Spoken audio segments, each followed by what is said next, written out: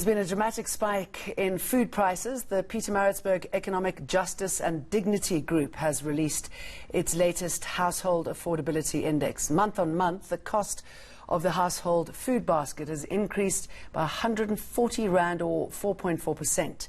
Items in the basket include white sugar, cooking oil, potatoes, beef and bread. The group's program coordinator, Mervyn Abrahams, sheds more light on their research. A very good morning to you. Why is this going up at such a rate every month?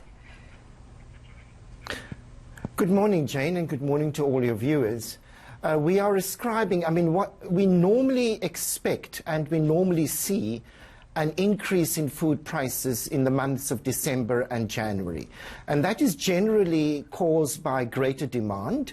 Stockfels get their money and there's bulk buying, etc. in the retail sector.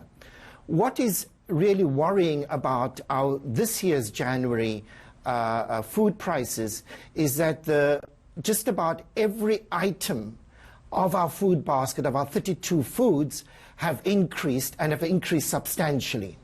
So we've seen increases, as you've mentioned, in flour, and that has led to increases in the price of bread. We've seen increases in cooking oil. We've seen increases in vegetables and in meats.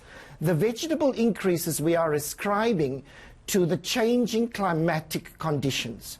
So in the areas where our vegetables are grown, we've either seen that it has been too hot, or we've seen too little rain.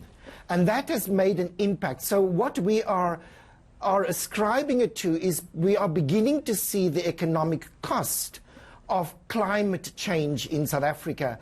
The same applies, of course, to wheat. It's too hot in the Western Cape, the droughts. We now have to import wheat in order to make flour and bread. And so now we are subject to the rand-dollar exchange. So there is a major underlying story here around the impact of climate change on our food production, which we then see at this retail sector when we are buying our food in terms of its prices. And Mervyn, the real concern here is that it affects the basics, isn't it? The cheaper foods, the sort of stuff that everybody needs in their basket, and the sort of foods that only poor people can possibly afford. Yes. So we're seeing in the core section of our basket, which is the kind of things that women tell us in the townships, the first things they go and buy, or the essentials that they have to purchase each month. We have seen that increase way above 6%.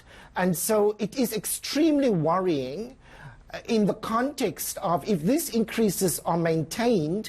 And just the other day we saw the National Minimum Wage Commission are proposing to the minister an increase of 5% in the national minimum wage.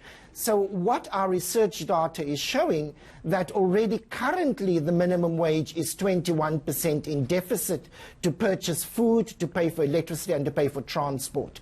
Inflation in the lower sector of South Africa is running at 6%. So that takes us to a possible 27% deficit. And so an increase of 5% will actually leave workers who earn a national minimum wage 1% less in their buying power than they had in 2019. And so that is the worrying trend that we are seeing for 2020. And if they don't get those foodstuffs, Mervyn Abrahams, they're going to have a dramatic impact on their mental and physical health. Good to talk to you, though.